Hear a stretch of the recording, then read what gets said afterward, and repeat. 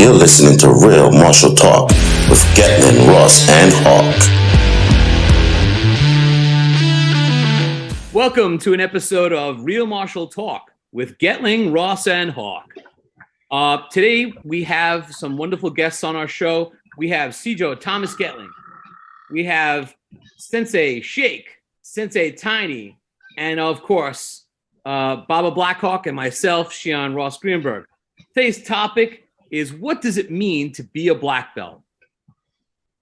Now, this topic came about, my good brother, Shake the Poet, aka Sensei Shake, brought this up, and I'm gonna just kick it to you, Shake, so you can kind of encapsulate this briefly for us, and then we'll get going.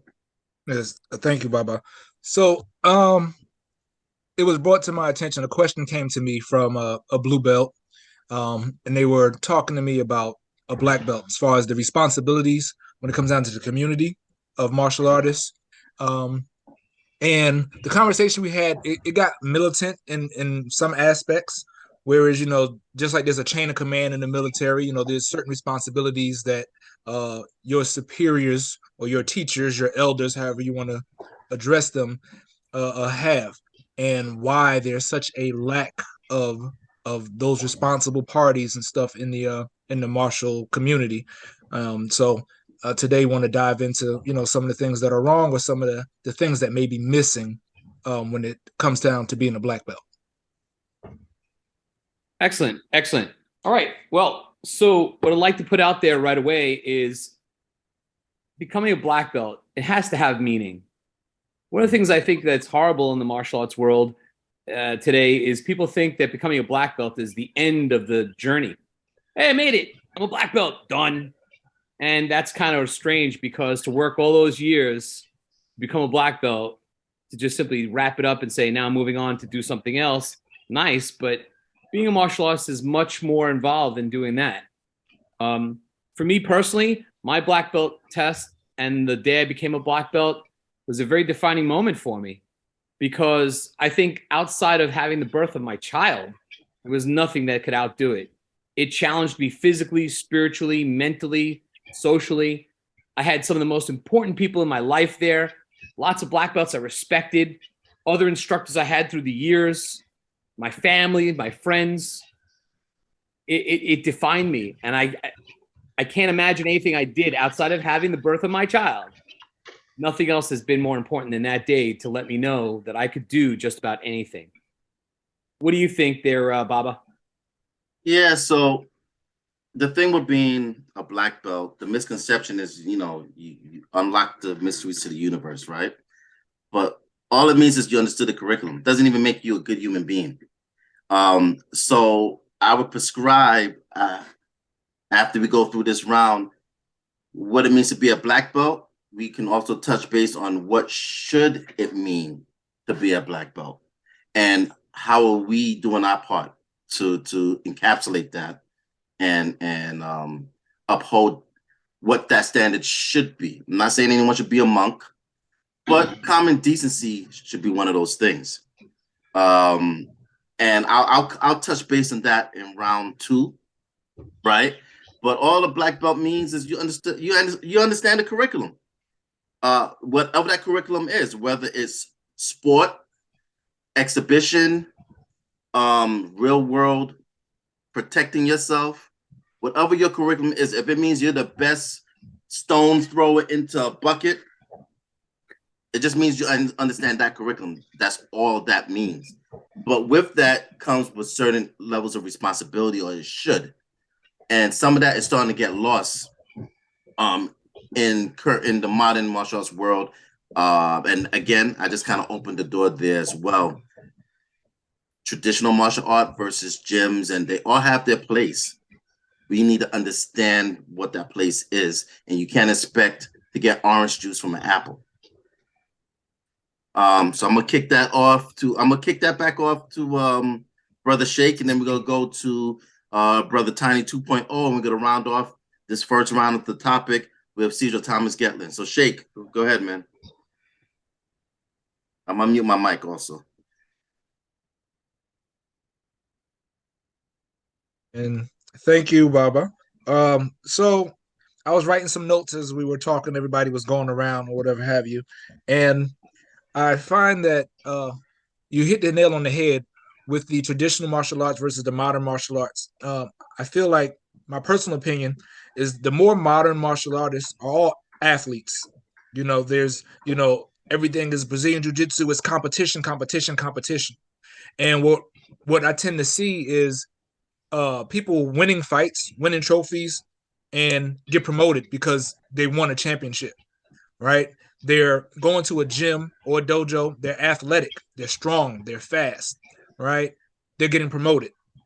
If you're popular, you're making movies or something like that, you're getting promoted. All these things, because it brings notoriety to the school. But while doing this, we seem to be missing this person's character development.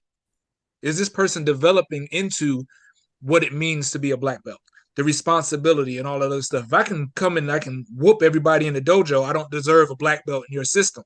I have to learn the system. I have to learn the system. And while I'm learning the system as a teacher, you should be learning me, right? Because I am a weapon that you trained. You give me a black belt and I don't have the mentality, I don't have the self-control and things of that nature. I don't practice conflict resolution, things that as I'm coming up in the ranks, me teaching a class under your watchful eye, under your tutelage, you can observe how I handle things, right? And over the duration of the amount of time it should take, the average time that it takes to actually earn, not be given, but earn a black belt, as a teacher, you get an opportunity to learn your students. So Uncle Sijo, who's sitting here right now, a few months ago, he had put a question up that said, how can you be a master martial artist if you haven't mastered living right? Something to that effect. And though black belt has nothing to do with being a master, black belt is pretty much a polished beginner, right? That's what everybody's going for. They want to get that belt and they want to get a championship belt, with some gold plates and diamonds on it and things of that nature. And because of this, I feel like we are promoting people too fast, just like i.e. in the military, the good old boy system. Or if you just go and you do your weapons qualification, you do your PT test, you score high enough, you keep your nose clean, automatically you're promoted, right? And now you become a non-commissioned officer or something, and you have soldiers under you, and you don't know what to do. You're not good teacher. You're not disciplined yourself. And I feel like that's happening to a lot of the martial artists because it's all about the sport instead of the spirit.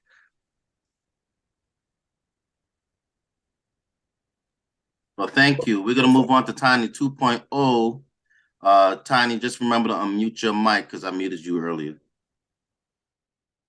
Can you guys hear me? We can. First of all, I want to say thank you guys for having me and having a part of the show and my input. What it means to be a black belt. I remember when I took my black belt exam, that was I had to write an essay on what does it mean to be a black belt, the exact same question. And when I go back to my very start of my training, my white belt, I look back over the years. You learn first, at least it seems like it. At first, it seems physical because that's all you know. But over time, somehow or another, you learn how to be mental. And then over the process of time, you learn the spiritual aspect of the martial arts. And when, in my personal opinion and in my personal experience, what happened was it was during my black belt exam when those three combined together, spirit, mind, and body, when all those came together, because we don't believe in the word quitting.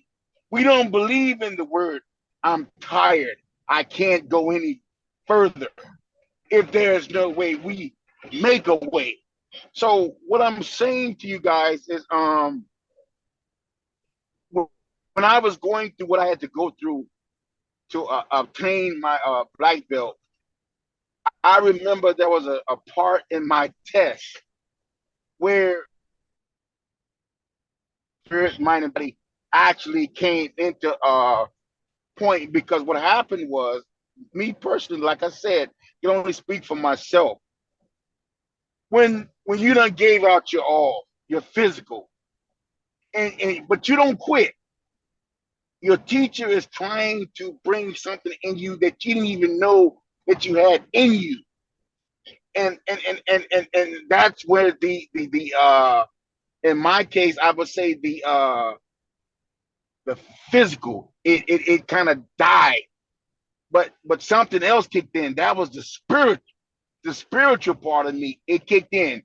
And when that came in, the mental came, when they all came like when they manifested itself during that test, I was a whole nother person. And I'm going to let you all in on a secret. I'm known as Tiny 2.0. At that very moment, I was tiny. People only knew me as Tiny.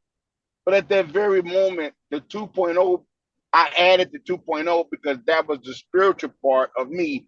And I was never the same after that.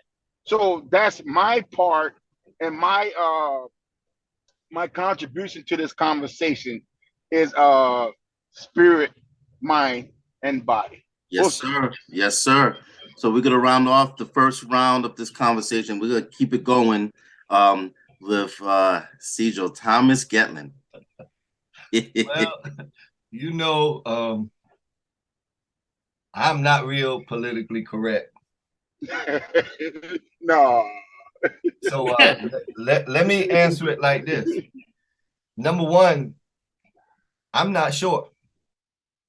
I'm absolutely not sure what a black belt is anymore, because I'm gonna stay in the area which you got. I know I can get into this on another level in the second round. Which we will. Yeah. But truthfully, across the board, a black belt means you had enough to pass the minimum requirement for that particular art school system. It does not mean it's across the board.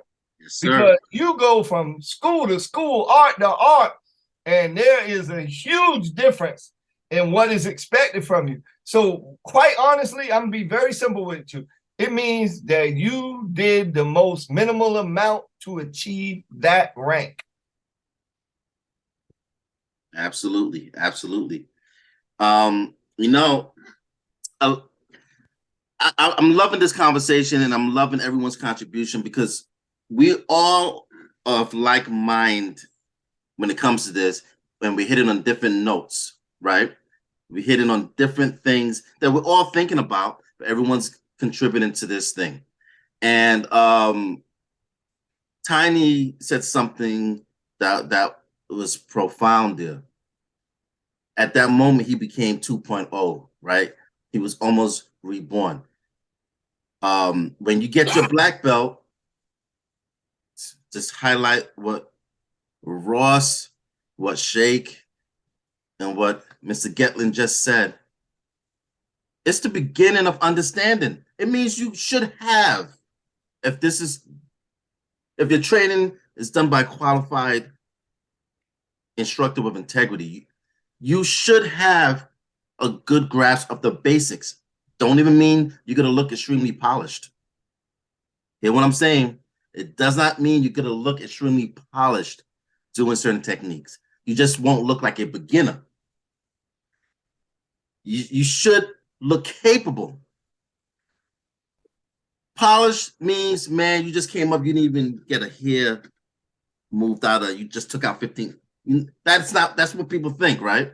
No, maybe you took some lumps defending yourself, but your training kicked in and you executed and you survived. You got home alive, and you used good judgment in that engagement. You know, someone lit it in front of you and you just sent them to the hospital. Shake said something really important. During the process here, there's character that has to build. as an instructor, you got to know that, hold up, wait a minute, maybe I can't teach this particular student certain things just yet.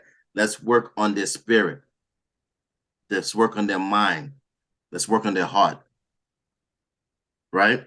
So for the second round of this, and we're going to start off with you, Ross. And guys, you could just say Hawk or BlackHawk. You don't got to go to Baba. But we know we've talked about what it takes to be a black belt, right? And what we see in schools and gyms, and the misconception that obviously if someone comes to you for help and black belts are like, well, I don't want to get involved, or what can we do personally? Where does it start to contribute to this martial arts world, this thing that we call martial arts that we love so much, to start to change or make an effect? Maybe because it ain't our job to police everybody, and that's my belief. It ain't our job to change everything. But what can we do to have an effect on the martial arts world and black belts, the way they carry themselves and the way they view themselves? What can we contribute? Ross. So I'm doing just like Brother Shake. I'm making notes to keep myself on track here. I'd like to just put it out there that some of the things that were said, like Brother Shake said, promoting people too fast. That in conjunction with what we can contribute. Some schools of thought have been that there's a minimum amount of time that you have to put in to get to a black belt. And I think sometimes it's misunderstood why we do that. When as martial artists, some of us who are more traditional, who put a lot of time into it, it winds up being that we say, wait, you got your black belt in 1 year? Like, you learned all this stuff in 1 year. Did you train like 8 hours a day for 1 year? Every day, Monday through Sunday or something? So the reason why you want that, and that's going back to what Baba said about being polished. Polished comes over time. It doesn't happen at black belt. Polished comes over time. It takes time to hone what you're doing, learn that there's better ways, constantly picking up new things from new people and being challenged by people who are better than yourself. And then Sijo was talking about the minimum, you fulfill the minimum requirements. Some people train a lot harder and they put in more than that effort. But when you take your black belt test, all you're proving is that on the curriculum that you were supposed to know for your black belt test, that you know it. And sometimes you'll get to demonstrate more than that on your black belt test. You'll have an opportunity to do that. Now, as far as contribution of what we could do for the martial arts, is that we need to do more than just simply teach how to kick, how to punch, how to block.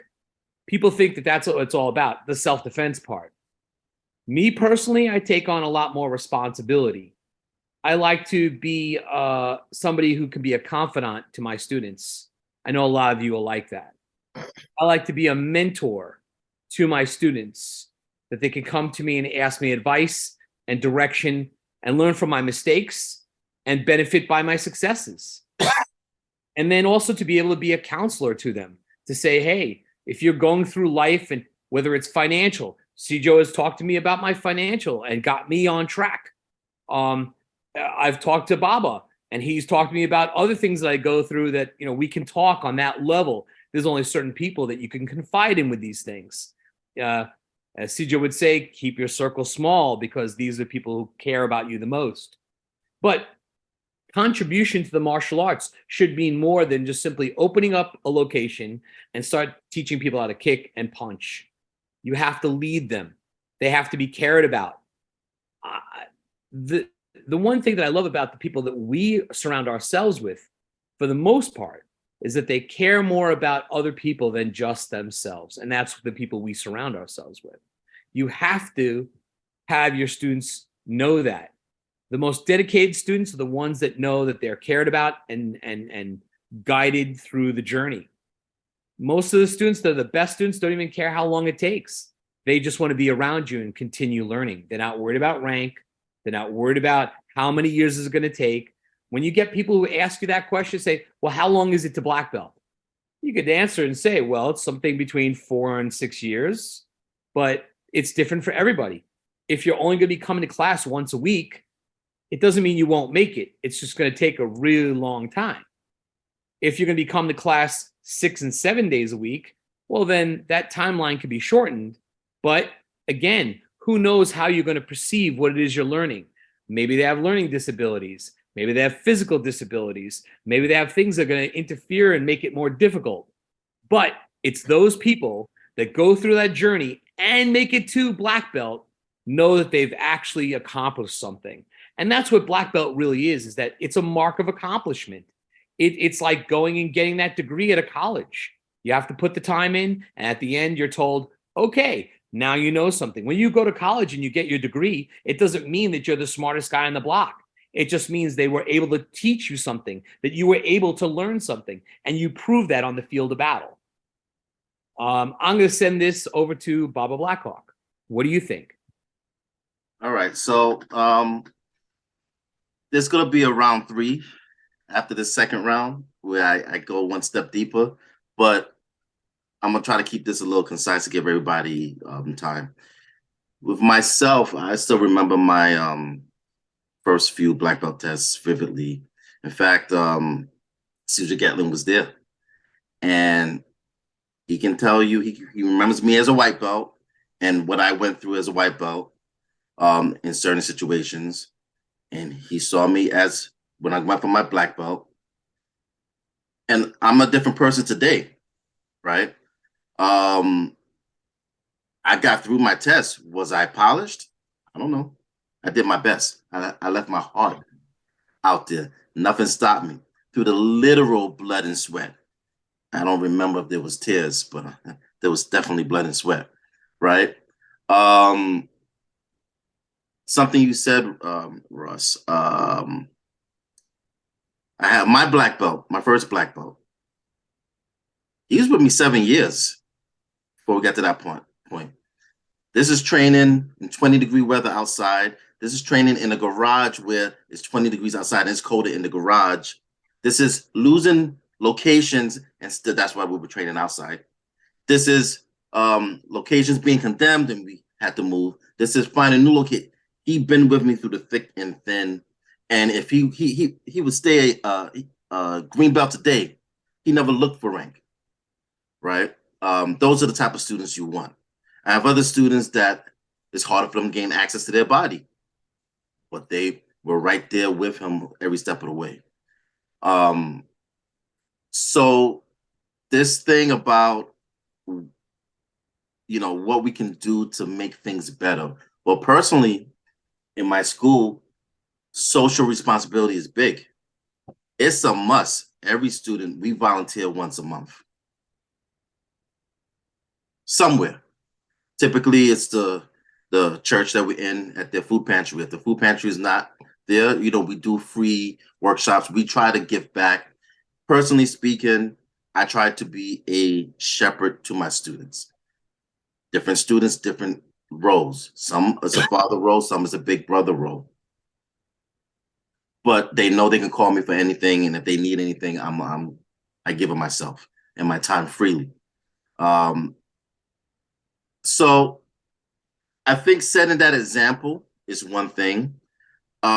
Being cognizant of who we're teaching and who we're raising up in the art is another thing. And it's not really about this so much as it is about this and this, right? This, and this.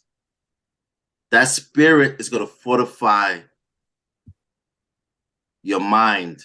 Your mind tells your body what it can and cannot do. Well, how do you fortify the spirit? There's many lessons there through physicality, through meditation, just through looking at life lessons. We're here to be a guide, right? We're not here to say you must do this. Like any good parent, it's a partial parental role as well, depending on your student.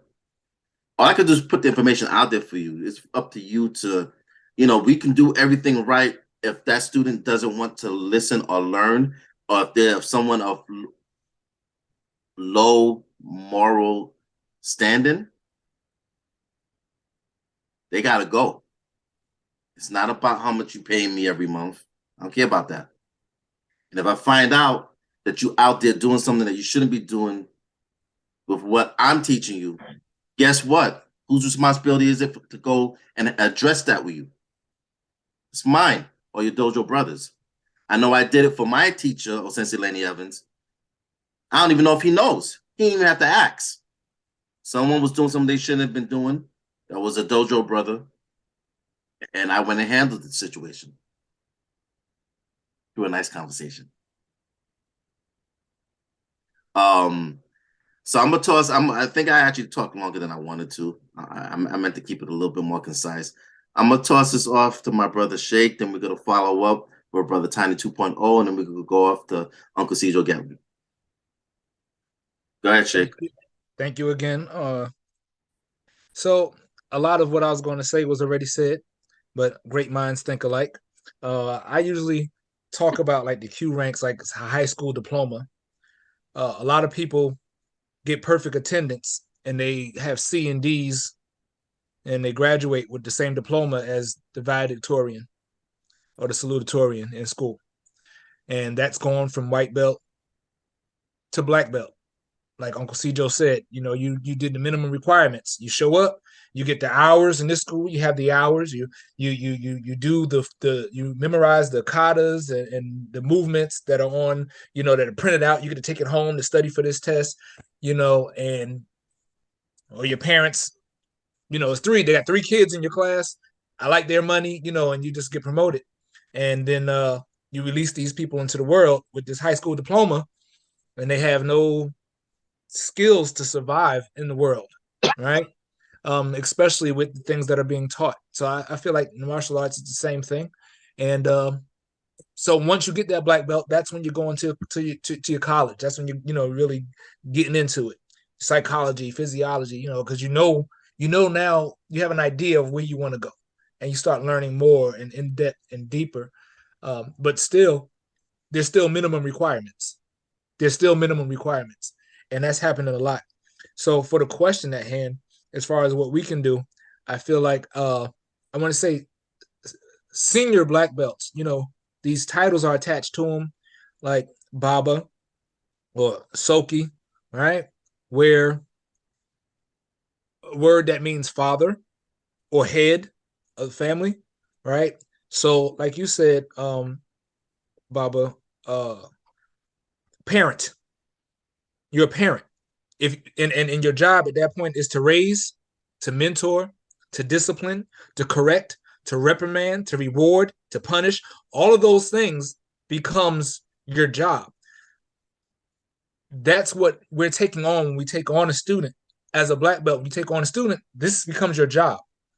So it's like you coach of football, you coach basketball. I have students whose fathers are coaches, and their fathers bring their kids in.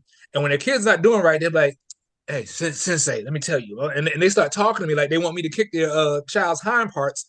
The same thing they do to other people's kids, right? Because you become that father figure or that mother figure if you're a woman teacher. So with that, when somebody comes to you as a black belt, they come to you with an issue, you are obligated to engage that issue. You are obligated to fix the situation. You are obligated to give them clear, concise, intelligent advice on how to deal with the situation. Yes, sir.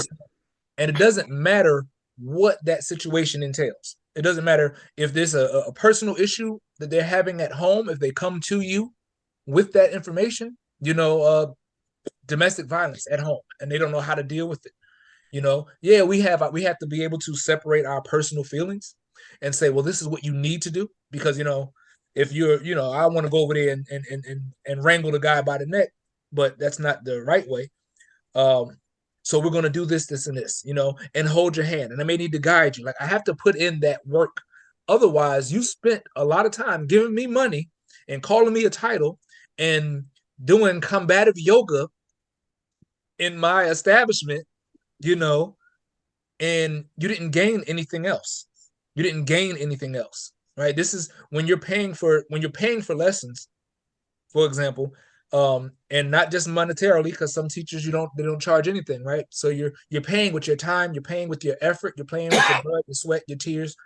When you're doing that, the amount of time that you're spending, it's an investment. It's an investment, and I'm not investing solely into my physical health, like spirit, mind, body. Yes, I need to. My character needs to develop who I am, how I am, right? And for some of us, when you live that martial life, you don't spend enough time in the clubs or in the streets to get in trouble, right? So are we really, how much of a change well, this is what my priorities are. My priorities are training, family, keeping myself healthy, family. If I'm not with family, I'm not training, I'm not keeping myself healthy, then I'm training somebody else so that they can take care of their family. And that's what we're doing. So that's the example we're setting. So when you put all this together, now you have what it means to be a black belt. You have a black belt. It's not your technique, it's not your skill set, it's not how strong you are, how fit you are, right? Because you can be the fastest, strongest, biggest, X, Y, and Z. You can hit like a hammer and you have poor technique, but nobody in your dojo or gym, can whoop you, and they put that black belt on you. Well, now it's an ego boost. It's an ego boost. And you'll continue to go up in the ranks and still have the same limitations to your skill set because you're surrounded by yes men. Like, it's like once you have like that one rotten apple, that one poor black belt situation, for lack of a better term, everything goes downhill. It becomes a cancer.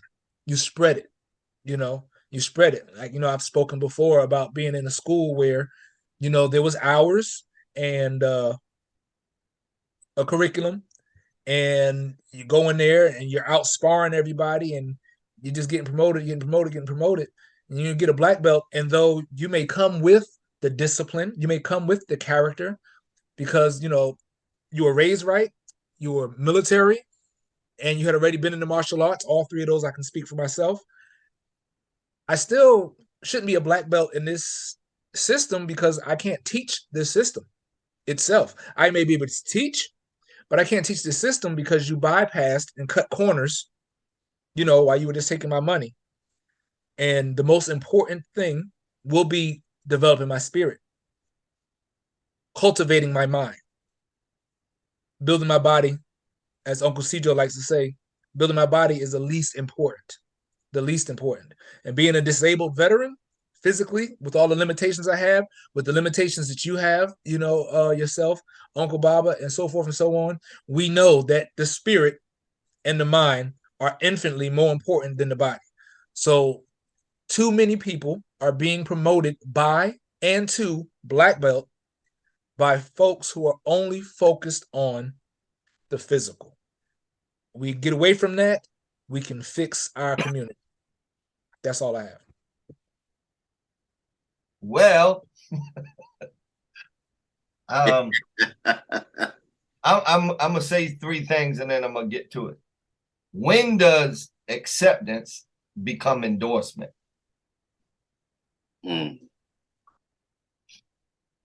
When does acceptance become endorsement? I would like to point something out. In martial arts, I'm probably one of the most disliked people there is. And I'm okay with that. But you know what's the oxymoron? Everyone says how wonderful my students are, how very kind and wonderful they are. See, for me to make an impact in my martial arts community, I have to be willing to not be liked. Because you know what the martial arts community hates? Being told no. But you know what the number one word of love is? No. No, don't walk in the street. No, don't put your hand on that stove. So you got to be willing to stand for something.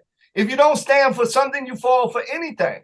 So my belief is that in order for me to impact the community, I have to, me alone, I have to be absolutely, genuinely me. I have to be. I'm not glad handing and taking pictures with somebody that I know don't belong there. I'm not calling somebody Grandmaster, Soke, Sijo, Grand Poobah, and I know they not that. I'm not doing nothing to get paid to go to a seminar. I'm not doing nothing where you can pay me to change who I am. I have to be that kind of example, because truly in martial arts, we asking about black belts. Some of these is black belt prostitutes, and they doing the most minimal part of the job, and they being pimped out. And that's what's going on in martial arts now. And the truth is, everybody watching, everybody listening has to take responsibility for martial arts going the way it's going. Because when does acceptance become endorsement? So once again, Sijo Thomas Gettling pulling the pin on the grenade and dropping it in the room. But that flash that pops off illuminates a lot of things, right? Because that when that grenade goes off, it gets emitted, right? From the energy being released. Before we continue, our good brother Tiny 2.0 had dropped off and he's back in right now. I want to give you opportunity to briefly kind of address the current question. Contribution. Right. Thank you, sir. Thank you. And I'm gonna toss this off to Ross to just kind of restate the question for you one time, Tiny, that we're currently talking about, and you add your contribution. Then we're gonna kick it off, and there's a couple of things that came up that I really want to highlight on for our next and final round 3. Go ahead, Ross. So what Baba had posed to us was that as a black belt, instead of just being somebody who just earned a black belt and says you're a sensei and start teaching, as going the right path, the right direction, what contributions could we bring to the table, and what effect could we have on our students to make things better in the martial arts community today?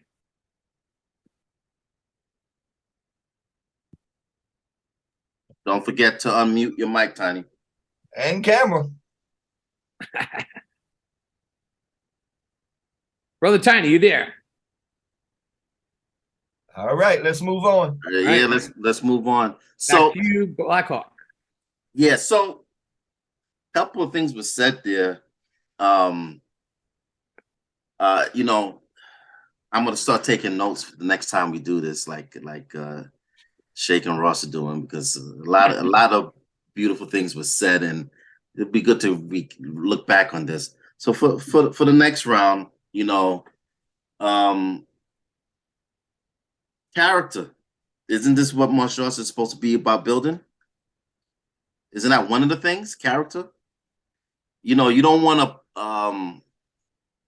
equip somebody with like a nuke and send them off into the world with low moral standing and character,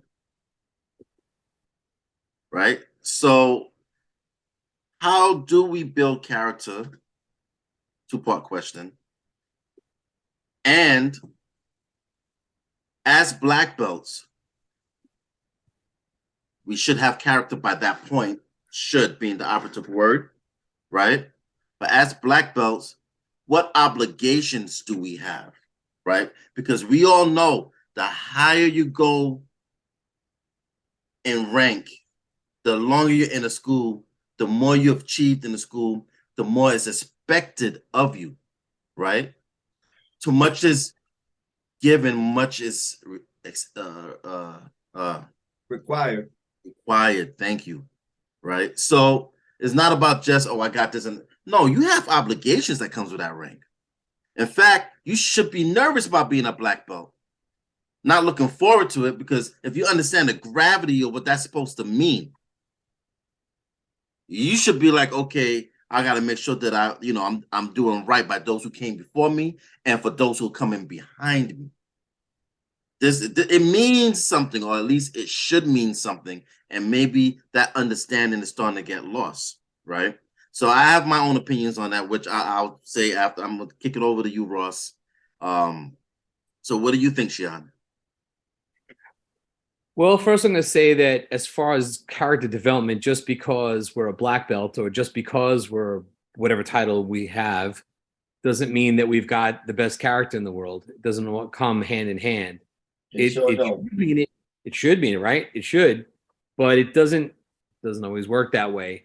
I know that I'm constantly working on trying to improve my character because we all have flaws. We have to work at them.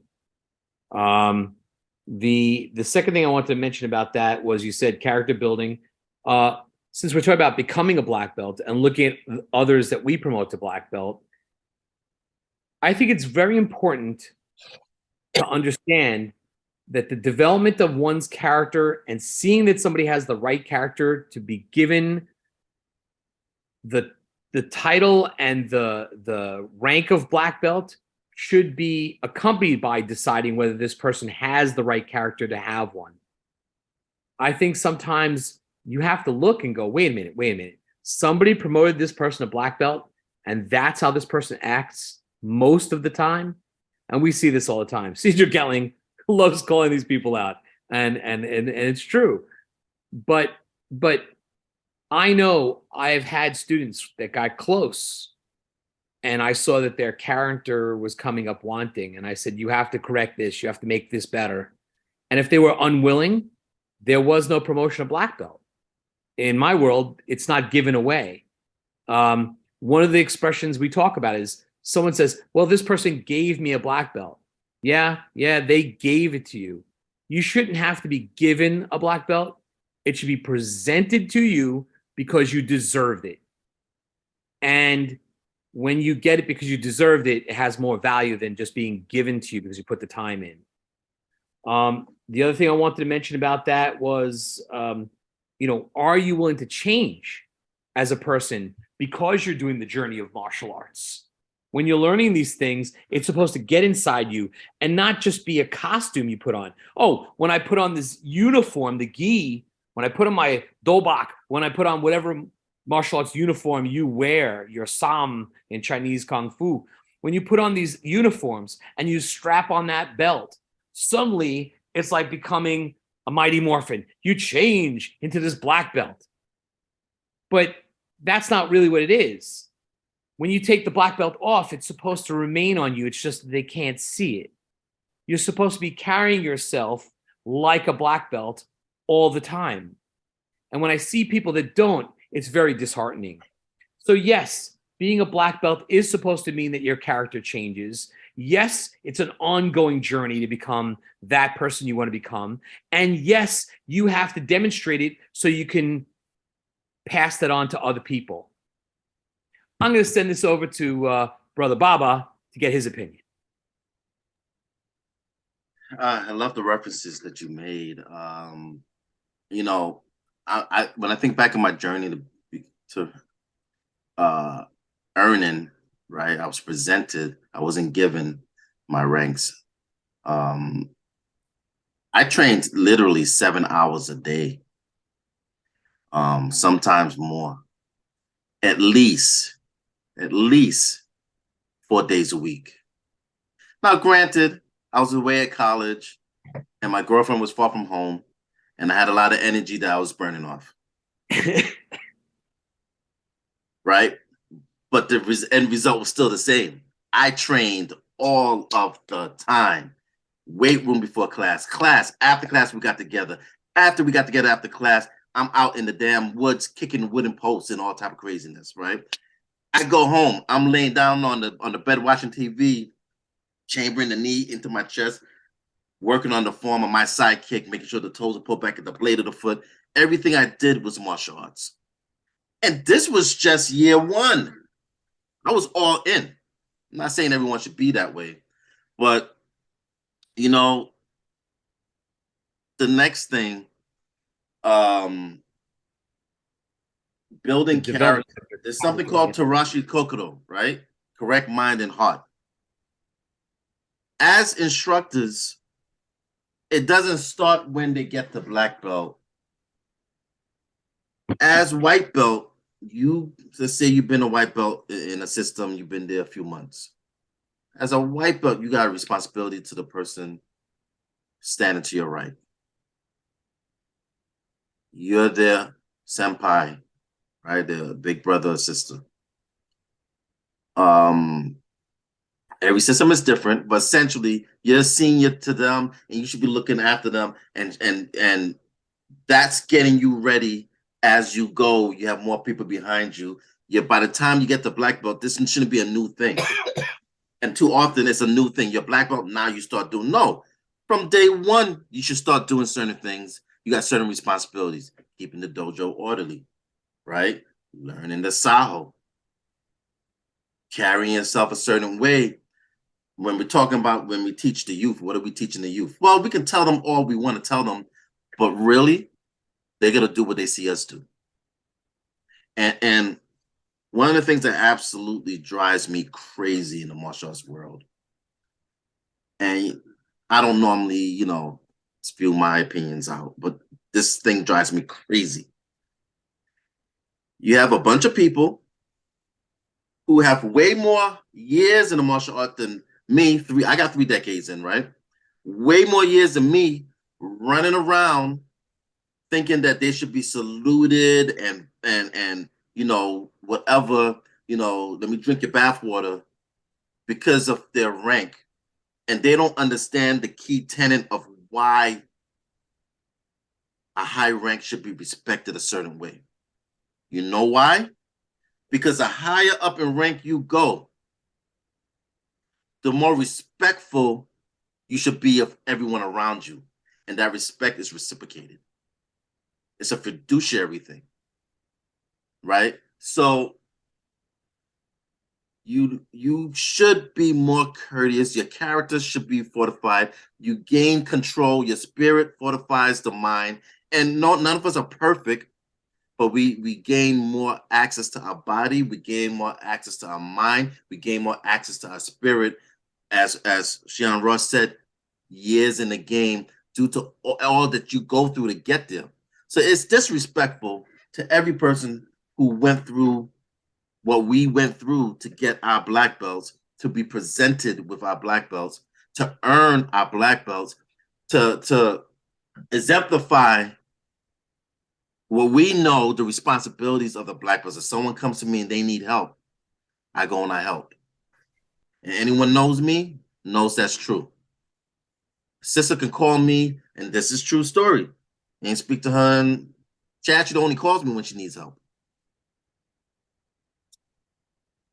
Where, when, what time, and I get my clothes on and I go. And if she needs protecting because she needs to move out of a place, I'll stand there and make sure that she gets out safely.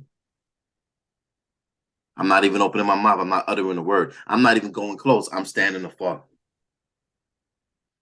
But just my presence there says something to the person who's giving her a hard time, because they feel my spirit radiating through. I don't have to speak. All right.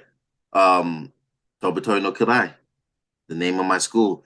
That's kind of part of what that meaning is. Your spirit will tell the story, and those people will know who to mess with and know that you're not a victim and you're not one to be tried. But you did and ain't bothering nobody.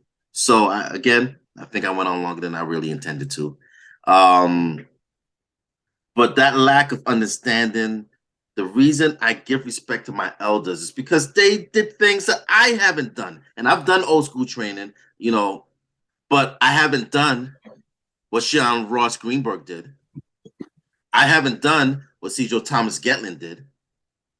And they can both tell you guys, I've done some serious things, right? And I'm not talking about myself past that, but I have to respect that I came up in a different time than they did.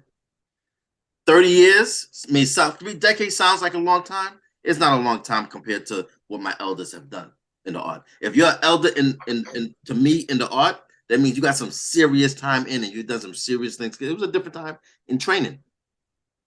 Not that I didn't do some things, but the point being,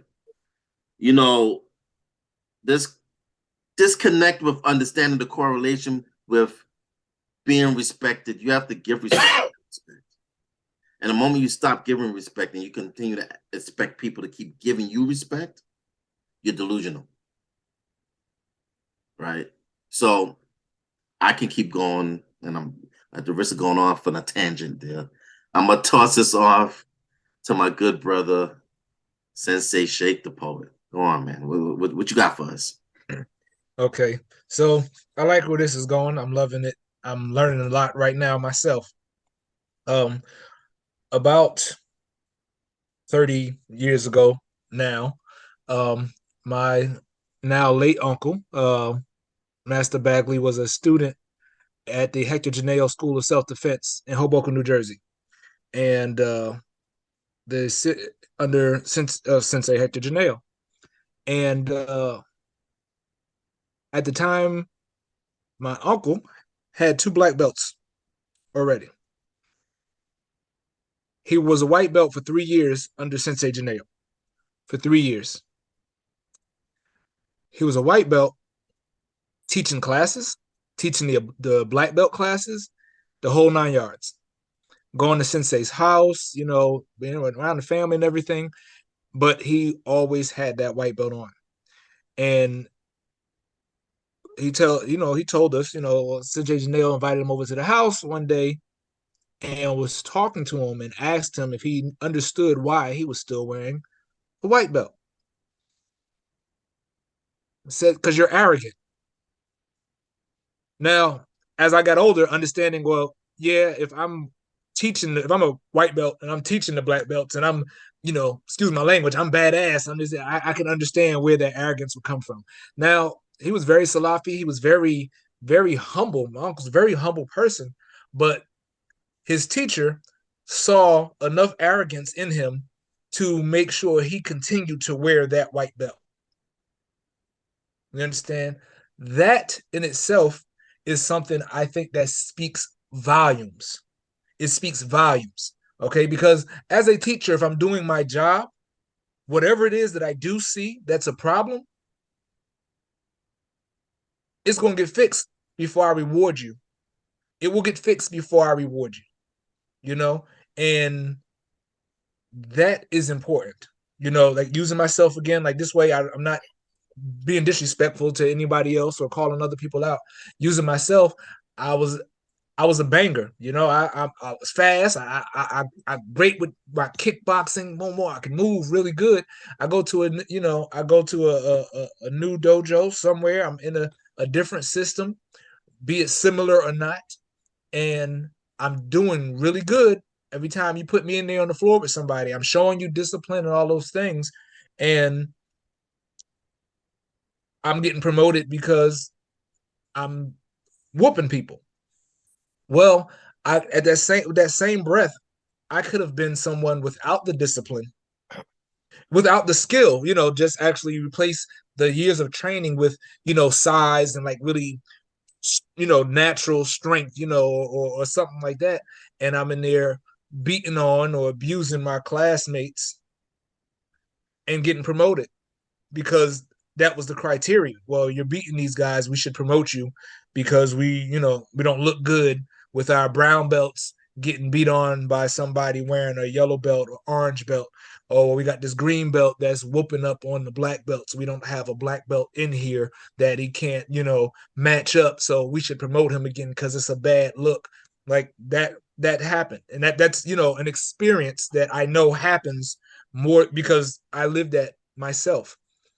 So as a teacher, I feel like, that is something that can be done. That is something that can be done. The way that training was in the past, where, you was in the dojo for 4 hours minimum, where you wasn't going twice a week or just 3 times a week, where you're not getting promoted because you got this technique now.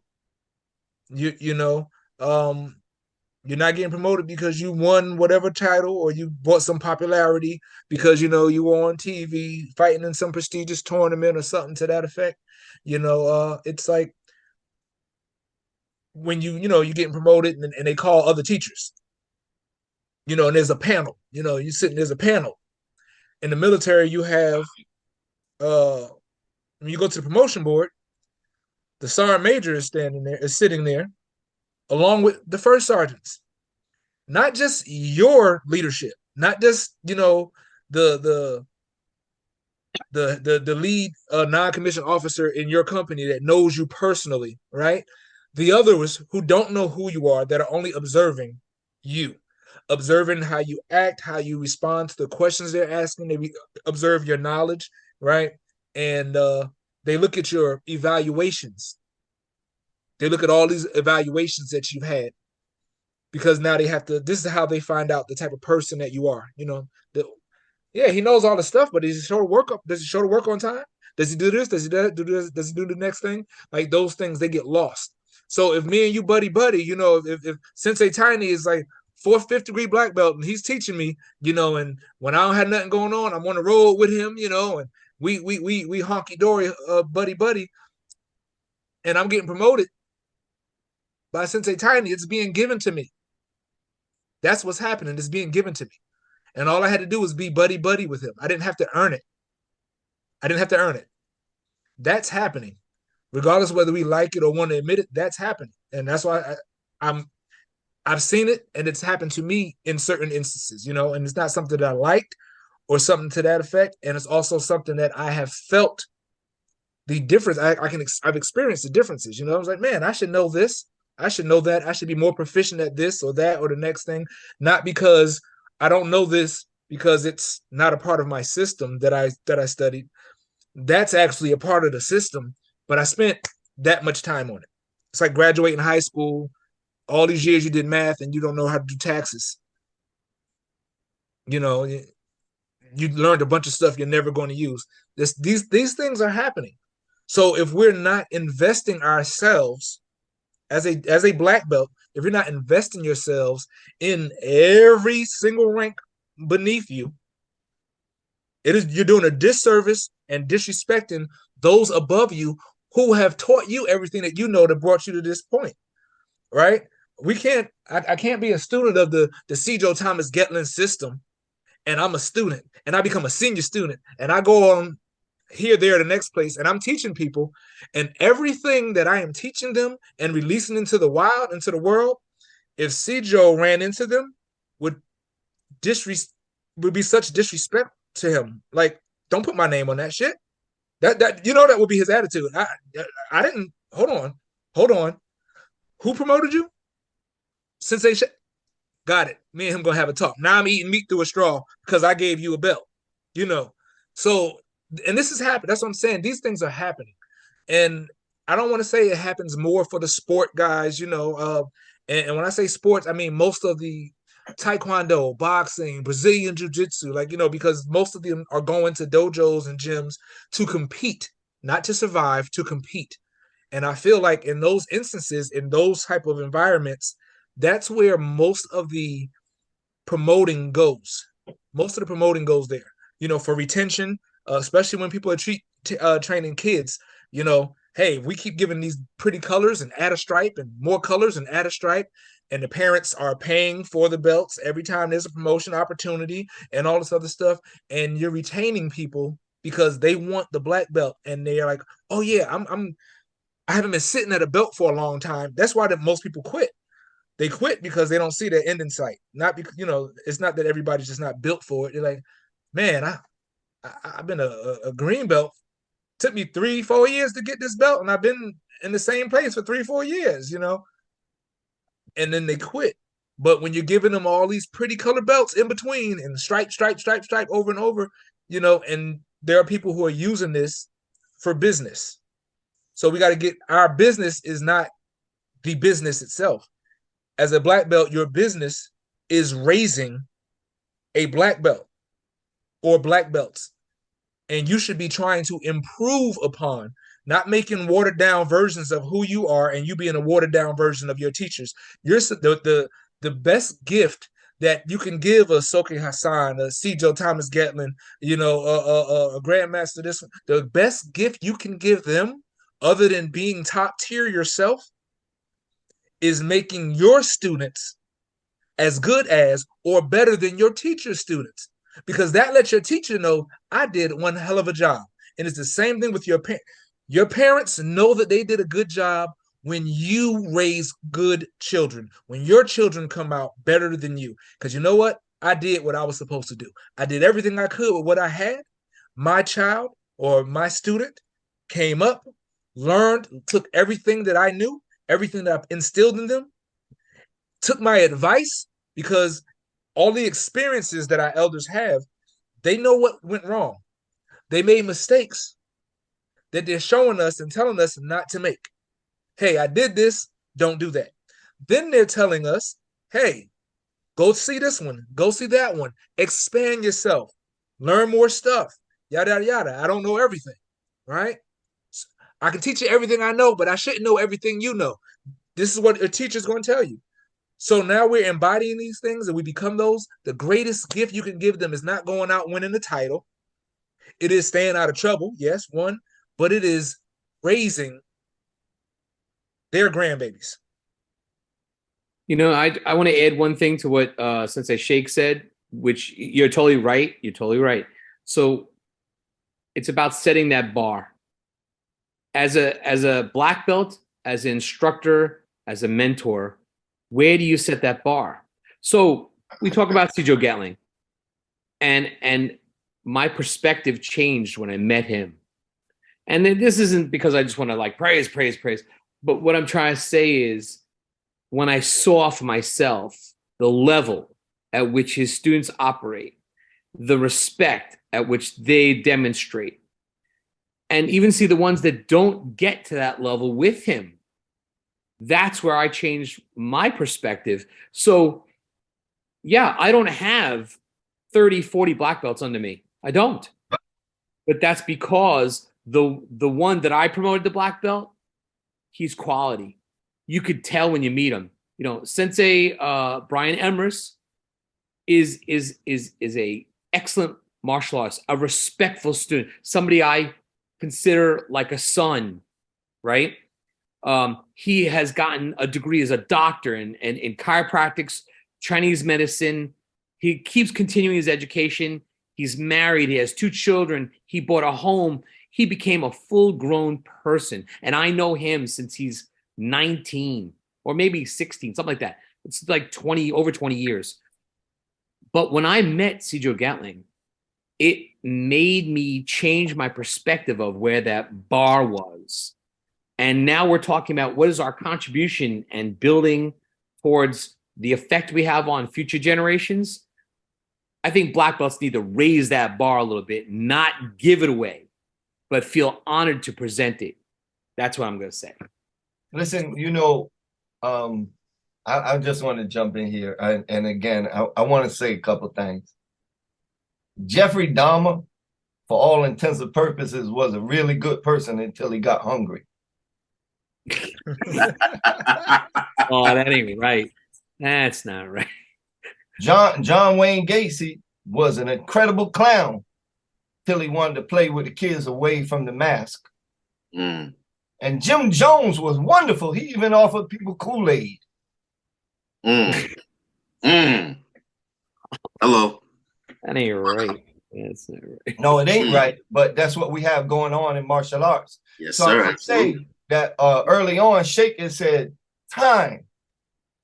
Well, time is real important because everything in darkness eventually comes to light. But if you give somebody the power to be an abuser early, they're going to abuse a lot of people early before they get caught. See, we talked about martial arts being character development, but we believe teaching people to kick and punch is character development. No, it's not. I teach character development. How do I do that? Well, you all asked about the black belt. The black belt for me begins the first day you walk through that door. The test has become. How is that, Sijo? Well, the first thing we're going to do is get the class on time. You come to my class late, you're going to sit in the corner for 2 hours, and then I'm going to dismiss class. Now, some people won't come back. But guess what? A couple of them will. And guess what they learn? Responsibility to be on time. Okay? Another person's going to come in and their gi is nasty. They ain't washed it. Go sit over there. They gonna sit there for 2 hours. Some people don't come back, but guess what? The other people come with their gi clean. So they're starting to learn character development, responsibility. Now another one, we're going to do push-ups. And at 17, 18, I can't go no more. So they collapse. Okay, no, you do planks. Just stand there. Now what do they learn? They learn do not quit. Even when you can't do something, you can do something more. So they learn stick-to-itiveness.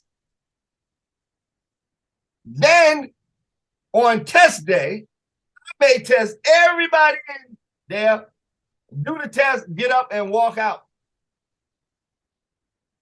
And they come back next week. Sijo, did we get our belt? Mm-hmm. I'll let you know. Next month. 2 months. It might be 3 months. I might give 1 or 2 of them the belts and the other 8, 9 I didn't. What am I teaching? Patience. You see how this character development starts to happen? Then I have students, no, you can't go to the next level because you ain't helping nobody who came behind you. Hawk mentioned the person to your right. Where is your empathy? Where is your sense of duty for the people who helped you to pay it forward? See, I'm developing character. I'm not teaching people how to fight. If I could do that, I would just do what Sheikh said. If you a thug, come on in. Let me give you a black belt. No, it's my responsibility. When you go out there to represent me, once again, y'all always hear, oh, we hate Gettling. He ain't that. But then they say they love my students. Why? Because I'm willing not to be liked in order to develop character. I got students, they get going, man, they think they something. Come out here on the floor. Let me show you what you don't know. What am I teaching them? Humbleness. You see how this character development thing works? But no, what we got is fast trackers. We got manipulators. We got users. And unfortunately, in the martial arts community, we have people who are starving for recognition and they will sell their souls for it. That ain't me. Never was and never will be. They will tell you Gettling is the most negative martial artist I've ever seen. Let me give you an example. I was told, I guess in the 90s, I had a dojo that, you know, people were going around making these challenges. So brother came in and he laid on the bench in my dojo and put a hand behind his head in my dojo. So I told everybody in the dojo, sit down. And one by one, I started pulling knives out of my sleeves, out the back of my neck, out my sock, reach in, pull a 9mm out of my, now the boy done sat up. He said, I can't leave. I said, no. Earl, I shaka. Came out the back room with a, what do you call it, Mossberg, sawed-off shotgun. Now the man wanted to get up and bow. I said, no, hold on. He said, I can't leave. I said, not yet. I put my hand up and he heard beep, beep. He said, what was that? I said, he was going to run you over. Don't ever come in here talking about, do you fight no rules? You don't know what you're doing. Now, everybody in the martial art community say, you done pulled a gun on him. You done had somebody else pull a gun on him. You had somebody was going to run him over with a car. Gettling, you's wrong for that. Only thing is, when I see that boy 2 times since then, every time he see me, he cry and want to hug me and thank me for saving his life. See, sometimes it do take that. Sometimes it do take that. See, if timeout worked, prisons wouldn't be full. Sometimes it do take that. And I'm willing to pay that price in order to produce the quality student. And I don't care how long it takes. Anybody here knows me? Know April Murray been with me for 35 years. Know what rank she is? Shodan. I don't compromise. You have to do every single thing in order to be promoted, not something. Why? Because what Sheikh said, you represent me, then you gonna represent. And trust me, I understand. My style ain't for everybody, but my teacher was a tunnel rat. He wasn't a theorist. He didn't talk about what he would do. He did it. We're not gonna get into what he did. I say he was a Vietnam tunnel rat. We don't talk about what we going to do. And this is the man who taught me. And out of respect for him, I have to do what Hawk said, what Sheikh said. I have to produce people of that same quality. Now, my people is real quiet. But trust me when I tell you, they'll run you over with a car. See, I understand. No, my people prescribe to Malcolm X by any means necessary. But we'll rather be judged by 12 than carried by 6. I have no ego in this. I have a student as #1 heavyweight in MMA. I got another student, y'all know my son Nico, in 2 fights, he ain't made 1 round yet. Why? Because of the standards that are set forth. The minute that we start negotiating, oh, we know what you are. We just negotiating the price. Come on now. Yes, sir. I just want to say, Uncle Sijo, I love you. They can hate all they want, but I love you. And I just want to make sure you knew that. You know, you already know where I stand. To the wall and back. If anyone don't know how far back me and this man right here go, better ask somebody. That's my guy. What I want to do is Tiny 2.0. I know it's kind of rough you going after that, right? But that's what happens when your phone drops out. Miss a little, miss a lot. Yeah, it's kind of like, I know, right? It's kind of like Elvis Presley just left the stage. Now you get to go up as a follow band. Go to it, Tiny. There you go. Hey, Man, you know he had to be Caucasian to pull up Elvis Presley. I know. I was like, a few other Wow. I'll go along with that one. Wow. Let me tell y'all something, man. You know, Uncle Sijo, you know, he that type of cat. Whereas either you like him, you love him, or you hate him. There is no sitting on the straddling the fence. And I am so glad that that I am a part of his life, and I'm on the good side of his life. I remember when I met Uncle Sijo in person.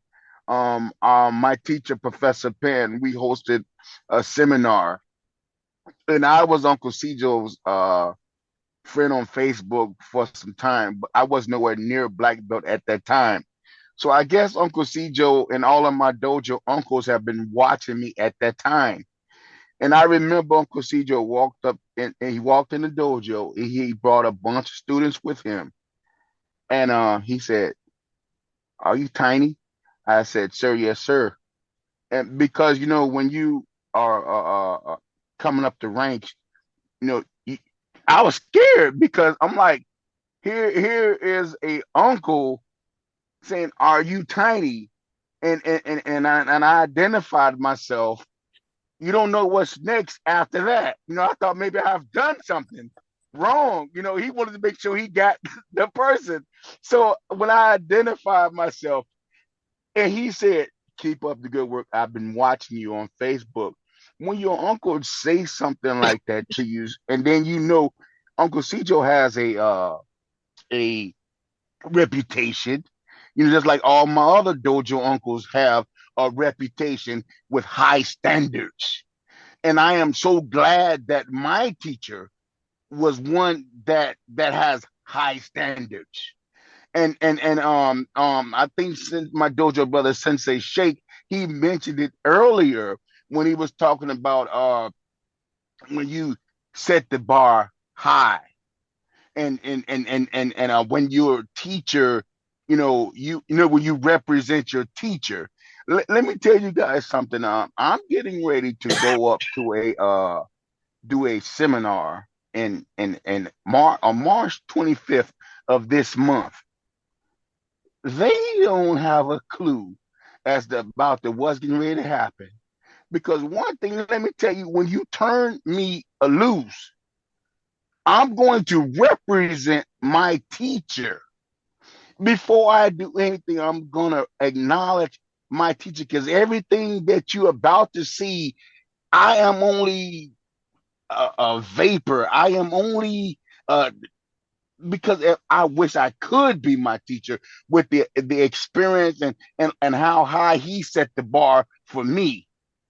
So when I go up and do my segment,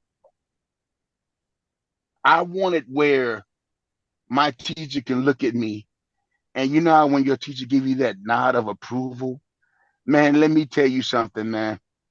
Because it's already in my head, it's already in my body.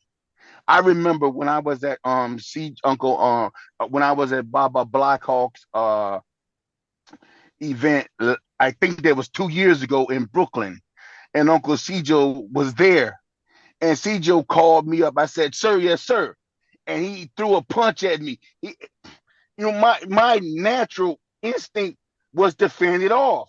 But that was the lesson that Uncle Sijo was trying to teach. Just fend it off. You don't have to do all of these big movements. And I did that. Then I remember, see, what I'm getting at is, when it's in you, it's in you. It's going to come out. And what I'm saying to you guys is, when I travel, like I was just with Sensei Shake, he did a seminar. The thing is, and I tried to act like I didn't know what I was going to do. I really tried to trick the people, because I'm a big guy, and I know people don't expect me to do what I physically can do, and they don't expect my skill set to be what it is. And what I'm trying to say is, because I only want to please my teacher. Like I said, I only want my teacher to look at me and go, "That's what I'm talking about." And with you guys, it's like when I'm rubbing elbows with all of you, I remember when I went up to Sensei BlackHawk's event.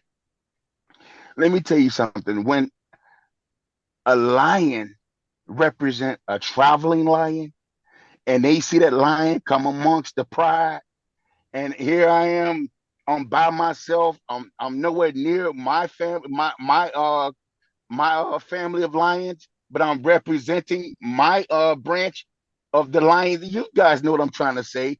And when you get through doing what you do, and that branch of lions say, "You're one of us," man, that is a great feeling. So what I'm saying to you guys is, what my message is, when you did your homework and you didn't cut no corners, you didn't you take the easy way out. And when you was pushed to your limits, and you kept going. I remember taking a brown belt test and failing it, and it hurt that when your teacher tell you they didn't cut it. Man, when your teacher tell you it wasn't good enough, you have failed. Oh my God. You got what to do, sir. Tiny. I'm gonna let you keep talking, but I'm just gonna tell you, it feels bad for the student when they have to hear that. But you know something? As far as black belts, as instructors, it hurts for us too. Probably because more. it hurts. It hurts for us sir. because If the student failed, we failed them too. But did you really fail? See, that's what I said. See, we worrying about the white, yellow, green, purple, brown. No, you didn't fail because this whole journey have been about your black belt.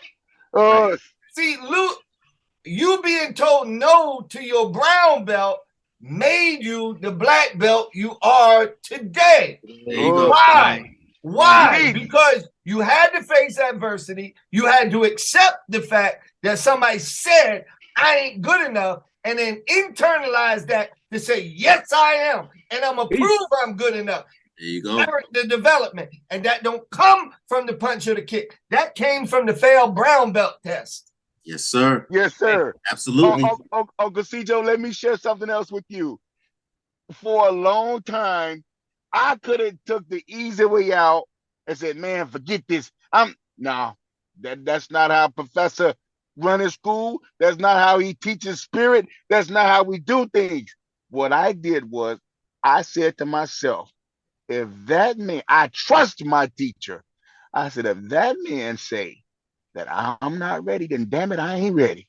So what I did was I got off my ass. I'm sorry but I got to let this out. Go ahead. I worked that much harder. Let me tell you something. The second time when I took that brown belt test, those 2 times was night and day. And I knew that I couldn't come in here like that on my black belt exam. So that black belt was that much, I would say times 10, because everything that I did at brown belt, it was intensified. And I tested by myself. I don't think I could do that twice. If I go through a black belt exam, it had to been for twice. It had to been for Nidan, not for Shodan, because that was a beast. Tiny, Sijo wants to add something. I just want to ask, brothers, what is a yellow belt and a green belt and a purple belt and a brown belt? And where did these belts come from? And why are they this color? Actually, I know the answer to this one. Well, please give it to me. Jigoro Kano, back in the day, came up with a ranking system so that it was used for competition, so you can match up people of similar levels. They can compete. That's when it all started. That sounds really good. Only back in the 60s, it didn't matter whether you was a white belt or a black belt. We all fought in the same event. These belts is not about. wrong. I'm just saying that's what he eventually developed. These belts is about making money. This is a and that's all they are. That's what it became. Martial arts was passed from father to son. We're talking about feudal Japan. They did not have yellow, green, purple, brown belts. They had tunics and a belt. Yep. And you know how we itself. got there? Because Jigoro Kano was this genius. You know what happens to your belt after you sweat for about 3-4 months? It gets nasty and turn it yellow. Gets yellow. Dark. It gets yellow. Yep. Yeah, and now with all of that, and now because we didn't have mats and beautiful dojos, right? And now with the sweat, you start getting thrown on the ground, and that thing start getting on the grass, and guess what happened? Turn green. Yeah, and now you starting to throw, and you training in the same place. Now the grass ain't there, so you landing. So now you landing on the dirt. So what you think happened? Brown. Nasty. And then you know what? 7, 8, 10, 12 years later, that thing is so nasty, it start turning black. Because it's rotten. And then an amazing thing happens. A transformation. Yes, sir. Stuff start to fall off the belt because it rots away. And then pieces fall off. Again. And guess what color the belt becomes? White. Turn back to white. White. But you still think a black belt is something. Black belt ain't nothing. All it is a symbol of time, dedication, discipline. It don't mean you're good. It means you've developed the character. The character, not the kick, the punch, the block, none of that. What does it mean? I've been in this 30 years to turn this white belt white again. There you go. Right. Yep. And then there's Hello, new somebody. stuff. Hello, See, somebody. John. See, Absolutely. John. Yep. Now you gonna have some fool come up, Wikipedia, all of that. Oh no, that ain't true. That's a myth. No, the myth is you don't want me to stop you from making your money. That's why you added another 10 different belts with stripes and camouflage and fluorescent tapes. That's why you Polka don't dot. want. That's why you want me to be quiet. That was the insane part, is that at some point in history, the business of But martial I'm the bad guy. but at some point in Yeah. history, the business of martial arts said, oh, you know what we're gonna do? We're gonna add in all these in-between colors. We're gonna add in all these other fluorescent colors. We're gonna add in a whole bunch of stripes and all these things because we could charge for them. Right. But we all know That's martial the business arts of was martial arts, not the heart of martial arts. right. We know martial arts was never intended to be a business.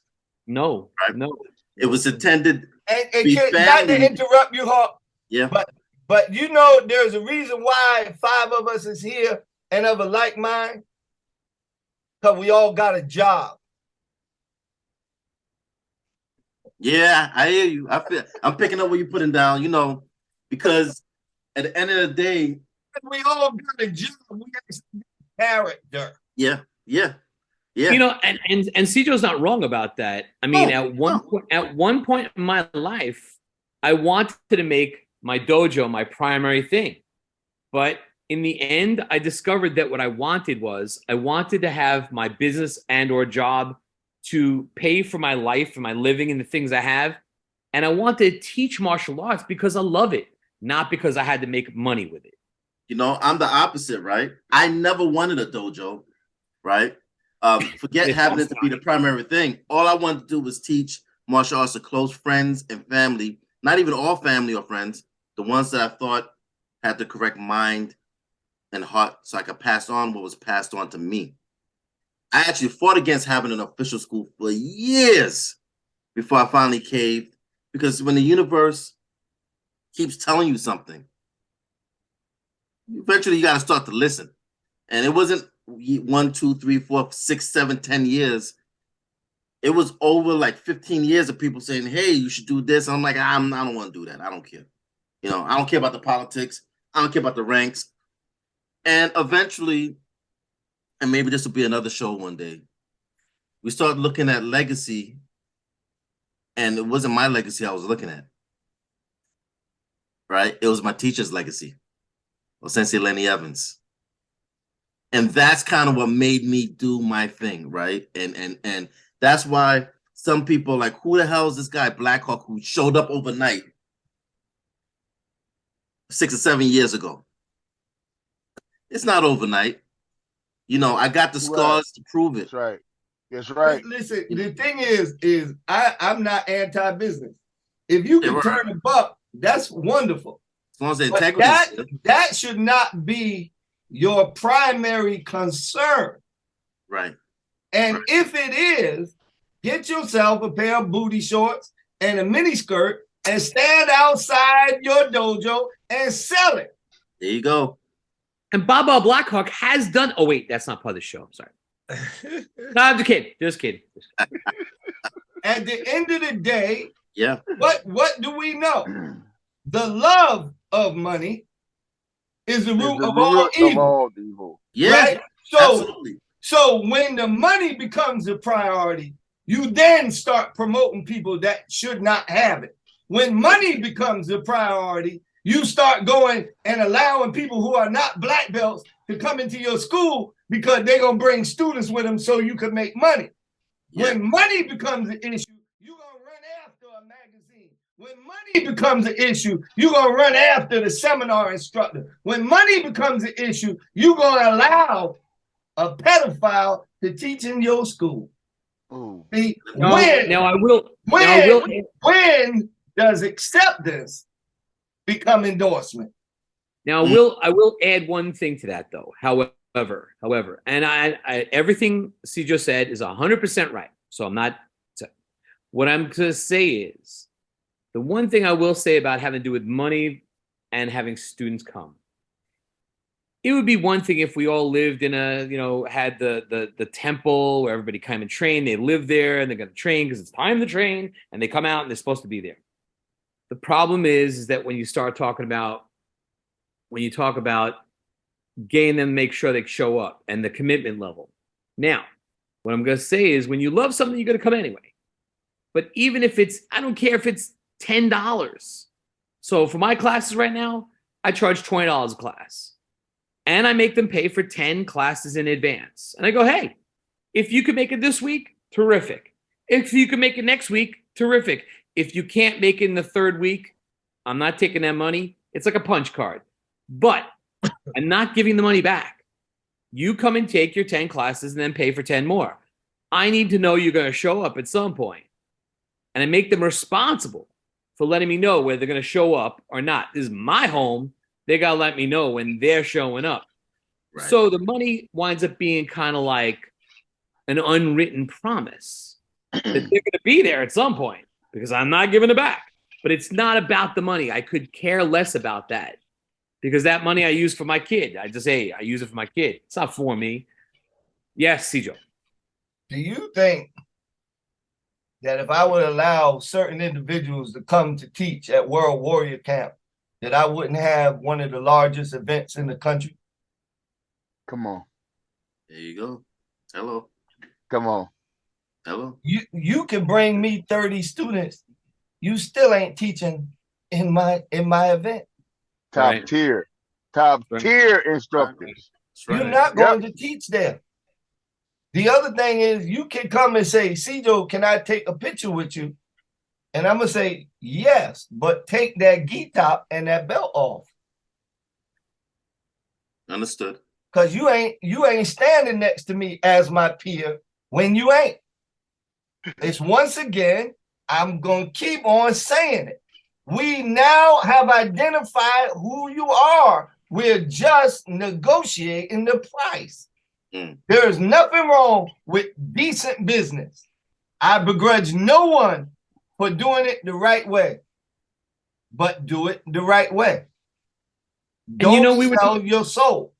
And we were talking about character. We were talking about character and how we conduct ourselves as martial artists. One of the things that Sijo said right there is about taking a picture next to somebody. The difference between doing that to say, oh, this is a memory for me. I wanted this. I was fortunate enough that Little John Davis, Grandmaster Little John Davis, allowed me to have a picture with him, and I love it. But I would never go around claiming that I trained with the man like as a student. And sadly, you got some people who like to say, see, look, I was here with this guy. I trained with him. He's my instructor. He's my teacher. He's this. You can't Can I add this again? You bring up Soka Little John Davis. The majority of people, I'm not even going to speak about y'all. The majority of people walk up to Soka Little John Davis and shake his hand. Can anybody say what I do? You hug him. No, I don't. No, you don't. You bow. You I bow. do not. You go up to him and you take a knee. I take a knee. Take a knee. Yeah. And I have one of the highest ranks. That's the other thing. Everybody think they the equal. No, you're not. You have to honor those who came before you. Why? Yes, sir. Absolutely. Because if you won't give honor where honor is due, guess what your students is going to do to you someday? Come on. Yes. And that goes right back to everybody. I gotta stop everybody for a second. So we're running long right now, and I want to start to wrap things up. All right, because we all know we can go on all night. Right. I want to try to keep this under 2 hours. Right. And we hitting the hour and a half mark right now. And we can go for another 4 hours. We know this, but we got other shows, so don't worry about that. I will say this, right? Someone once asked me, how much black belts you have? I'm like, I got the one. And I looked at them kind of crazy. I said, most people don't stick around long enough because I'm not going to teach them how to walk on water and run upside down on ceilings. When you first come to me, you get into boring stuff. I want to see if you're going to stick around. You stay on fundamentals. But besides that, like I was saying, I love the conversation, but I do know we're in danger of going for like another 6 hours straight. So what I'm gonna say is this: we're gonna go around. Everyone, give your final thoughts. Keep it 2 minutes and under. If you have any events like Sensei Tiny, you already plugged Grandmaster Call, Matthew's event in what state? Maryland. Maryland. Thank you. And I'm trying to make it. I don't know if I might have some obligations that prevent me from making it, but I definitely will send my support. So we're gonna start with Shihan Ross Greenberg, and we're gonna go around with everybody, and then we're just gonna wrap things up. Guys, we have plenty of other shows. I know it was just getting good, but we're gonna pick up where we left off. All right, so Ross, what you got for us? Final thoughts and anything you want to, any events you want to mention? That being a black belt is a privilege, and one that's granted to you hopefully by somebody who has the credibility to say so. And that the titles that we receive are honorific. And honorific means that people have to respect it for it to have meaning. People can't respect you, and your title doesn't mean anything. So we should all be working towards having people respect us so that they can honor the title that people have bestowed onto us. I should write that one down. Good. So I'm going to say the event I'm going to mention is the World Warrior Alliance gathering, the conference that's coming up in the last week in August of 2023. It's going to be in Orlando, Florida, with our very own Sijo Gettling, myself, Hawk, Shake, and Sensei Tiny. So if you don't get there, you missed it. That's it. All right. I'm going to go last, so we're going to move on to Shake. Okay, so for my 2 minutes, I want to say everything that we covered today, I can honestly say I've seen the exact opposite of those issues and problems in my first time being in the WWA community. You know, when I got to that event, when it come down to skill level, my wife, who has been around me and seen me move around with person from this gym and that gym, or people coming to the house, the garage, we were in the elevator and she was like, now I got friends that can kick your ass. You know, that was her, you know, that was her take on it, you know. But aside from that, the love, the care, the concern, the discipline, everything that I would trust in a black belt, just meeting them, I saw at WWA. I saw when I met each of you, right? The love and respect, the your family automatically. You know, the first time I had a conversation with Uncle Sijo on the phone was no different than my first physical encounter. You know, it was hug, blah, blah, made a joke, such and such and such. You remember the joke that me and my wife had going on the computer or whatever, that there was no butterflies, there was no, am I going to be welcome? None of that stuff. And in this martial art community, outside of the likes of WWA, you know, and stuff like that, when you go to these gyms and these dojos or whatever, whether they're Mick dojos or, you know, they're just handing out black belts versus earning them, you don't have that feeling. You don't have that feeling. That feeling isn't there. So you know it's not authentic. So I was gonna put it there. You can tell when it's authentic. Great. You any events you have that you wanna? I know you throw things all the time. But do you have anything coming up that we should know about? I will see you in August. Yeah. Got you. All right. So my man, Tiny 2.0, my dojo brother. What's going on? What's happening? Stay on. First of all, I'd like to apologize for the mechanical difficulties I had, technical difficulties I had earlier.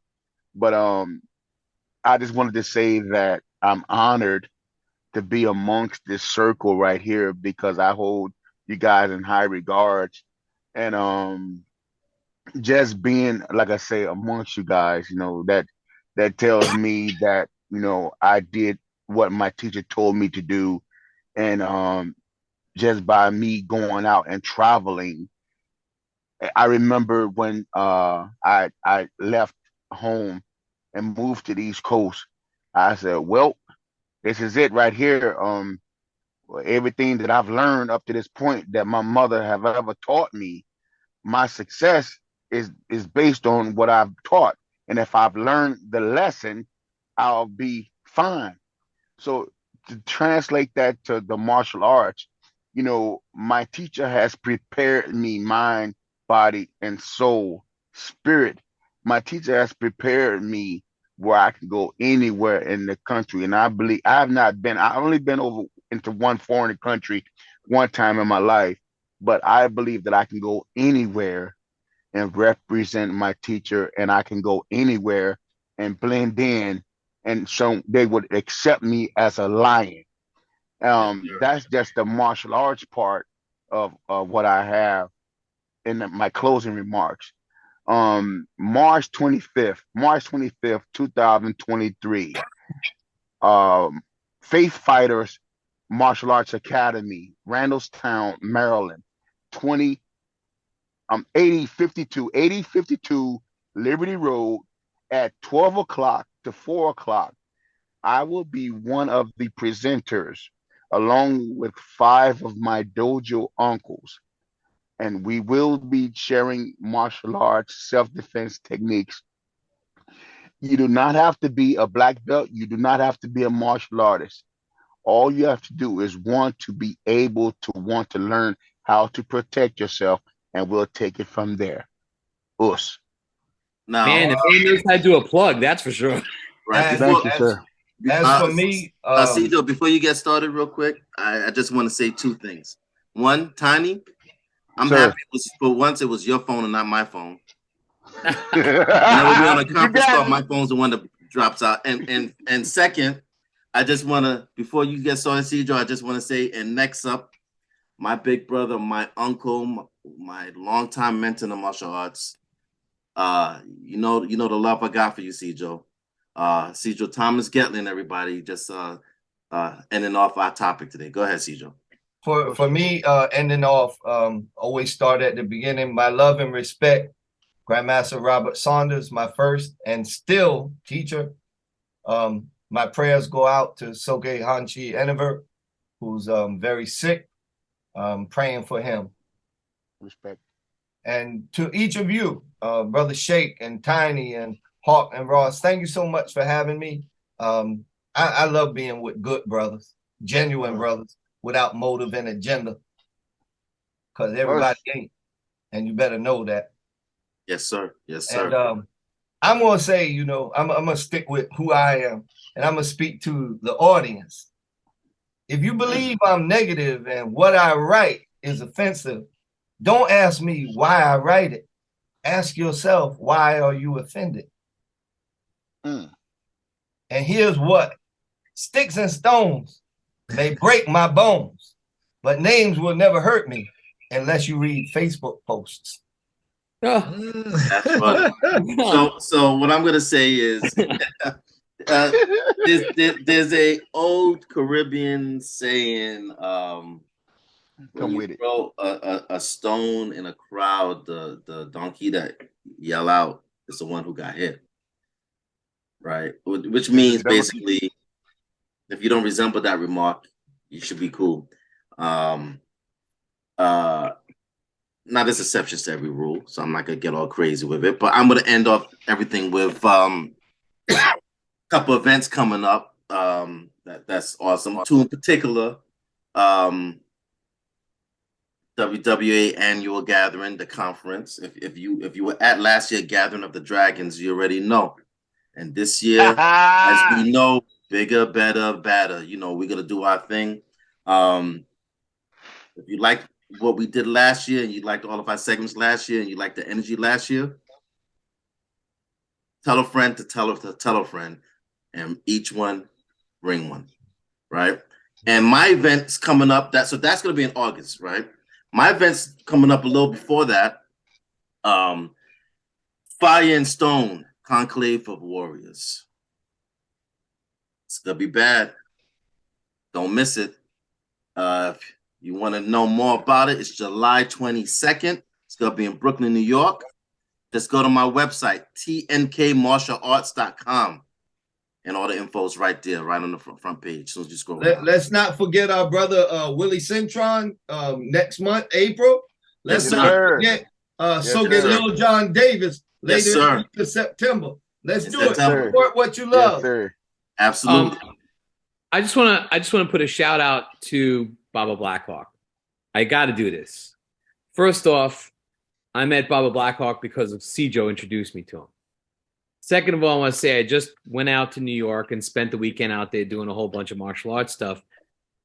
And being a black belt has responsibilities. We talked about that, having responsibilities. Sure. One of the responsibilities is sometimes you have to host and take care of another martial artist. And in going out there, I could not ask for a better brother in the martial arts who drove me to see my parents at this, at the cemetery, who drove me to have some of my favorite foods that I have not had in a very long time, who drove me to the events that we had to go to, who took me wherever I needed to go, made sure I was happy and safe, and made me feel loved. So to him, I want to say thank you so very much for treating me like the man you are. You just really know how to step up that game. So just saying thank you. I appreciate it, brother. Also, I think we missed one event. Gathering of Masters 3. Did I say that right? At Grandmaster Bill McLeod's place. Coming up shortly. We're talking Lil John and Davis and oh man, then we can't forget Grandmaster George Logan's. Yeah. Yes, I know CT School Survival's coming up also. And you know what I'll do? I'll reach out to them and get the actual dates and info. And maybe we have both of them on for our next one. So Lil John Davis and Grandmaster George Logan. And Gia Muhammad. And everybody. Oh man, yeah, man. Grandmaster Anthony Muhammad. We gotta get them on. We gotta get them on the next one and let them talk about their upcoming stuff as well. And let's put the word out there because there's quality martial arts out here by people of integrity who doing things, and I don't want to say the right way, but doing things the way that we know it should be done. And come on, let's support what we love, and so that's this round. Listen, man, I want to point out, I ain't got no pit bull or no Rottweiler. I'm confident in who I am. Look at that dog. I was going to ask about that. I was going to say you had like I'm confident in who I squirrel am. or something running across during the course of the. I was getting ready to get a hot dog bun and some mustard. I was gonna say, I hear New York's got this rat problem. I didn't know they had that in Florida. I protect my dog. My dog don't protect me. I hear that. I hear that. That's just that's not a dog. That's what's left over of the dog. So, to our audience out there, I hope you enjoyed the conversation. This is what it is. This is when you come and join us in the conversation. You sitting with family. It's what we do. Yes. This is no different than what we do on the phone. Just about every other week, give or take, or every week. Yep. Yeah. Yep. So now we want you guys, audience, to be part of our family. Martial talk. And we're going to be bringing more topics to you. And, we're going to separate what's real and what's not. Hey, there's many, many truths, but there are only a few that are universal. But there are those universal truths out there. So, and that Sijo Gettling is going to tell us. There you go. So once again, this has been the first edition of Real Martial Talk with Gettling, Ross, and Hawk. Big thank you to our guest, Sensei Shake the Poet. And by the way, he ain't called Shake the Poet for no reason. Look this brother up on YouTube. Brings a tear to my soul every time I hear him do his thing. He needs to do it on here one time. That's it. Well, Shake promised me. That. Shake promised me he's going to make us our own trailer for the end of the show that we're going to play. It'll be our very own rap for our show. But y'all don't know this. I'm putting Shake on the spot because I don't know if he remembers, but this year at the gathering, Shake will be reading one of my poems.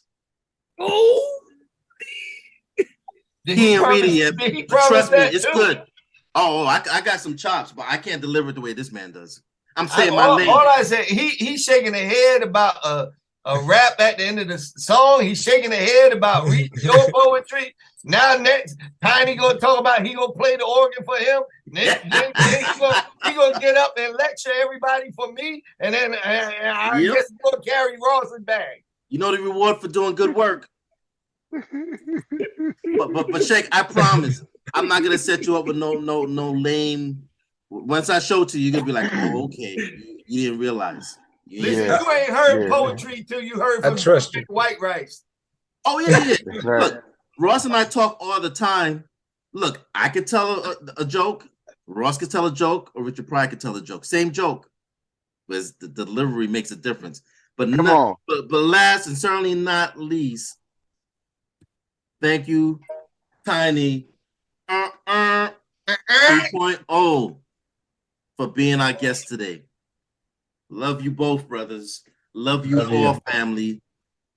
This is the first edition of Real Martial Talk with Gettling, Ross, and Hawk. We out. Peace. Real Martial Talk with Gettling, Ross, and Hawk.